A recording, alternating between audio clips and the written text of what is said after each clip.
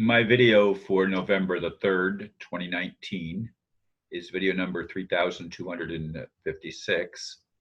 The title is Spiritual Practices, Prayer, Meditation, Bible? As I've said in many videos, my parents gave me to God before I was even conceived. I grew up with family devotions that included prayer and Bible reading.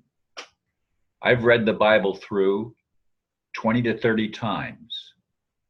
It was a daily practice that continued from early in my life until middle age. I also read many other things in my life on my spiritual journey of discovery. I've got to change something here before, anyway, it's done. Yes, I meditated too, although that was most frustrating as I tried unsuccessfully to silence my mind. I suppose it would be more accurate to call my practice contemplation or reflection. Yes, I try to get answers, and I have had some exhilarating experiences. I know few people have watched most of my daily videos, but some comment as if I need to turn to God. I chuckle. I've never turned away from God.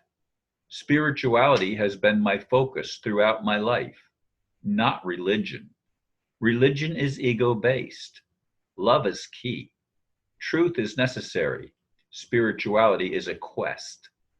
Yes, God is in everything, yet seems to take no responsibility for anything. God is inside and also outside. God is all and in all, but most have been deceived. Perhaps I have been as well.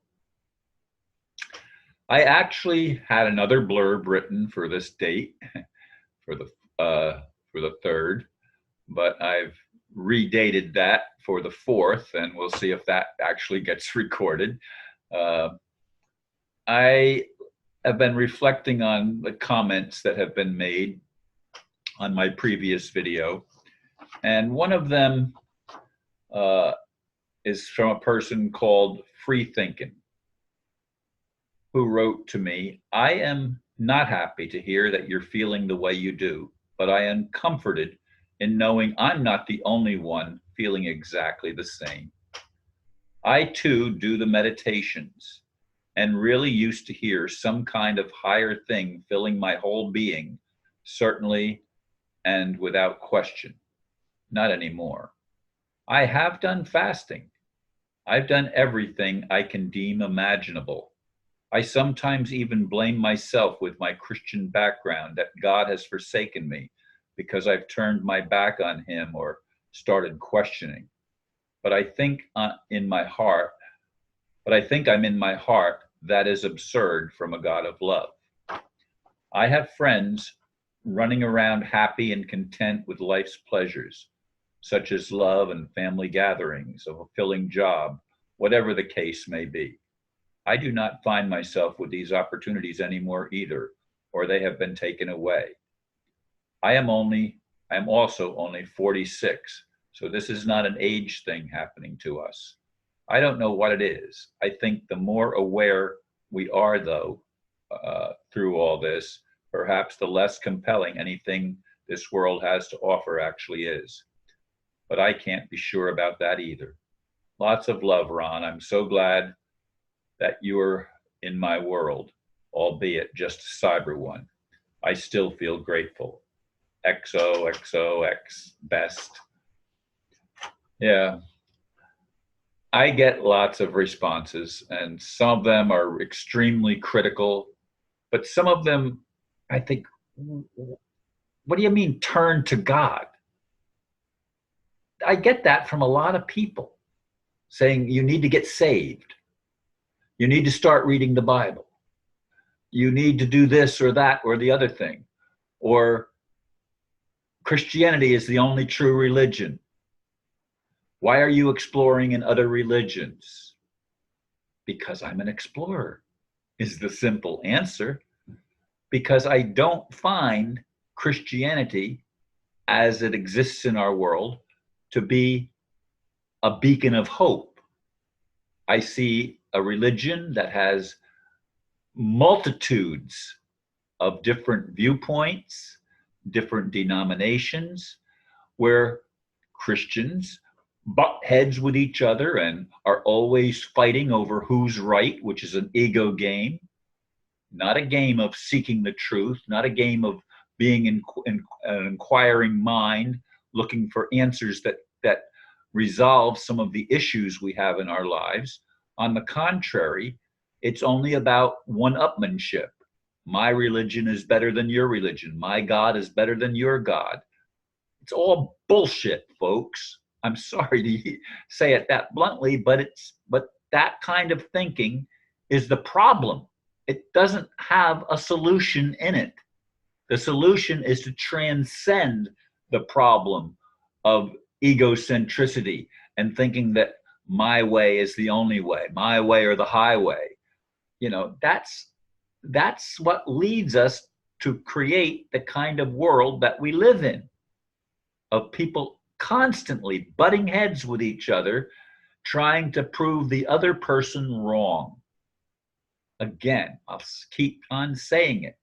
Love is the only truth that really matters. And until we're able to love ourselves and to love one another, everything else is irrelevant.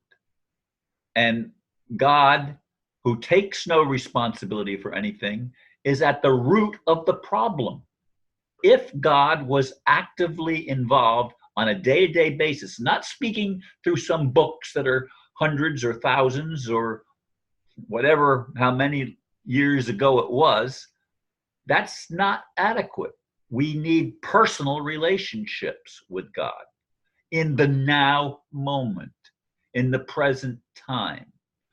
And we need to be able to resolve the humongous issues that face humanity as the world is apparently and obviously becoming more, not less, insane, as people continue to push an agenda of mind control where they want everybody to think exactly the same and be on the same page.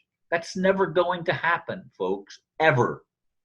In any world, it's not going to happen. And if it could happen, it would mean that everyone is brainwashed.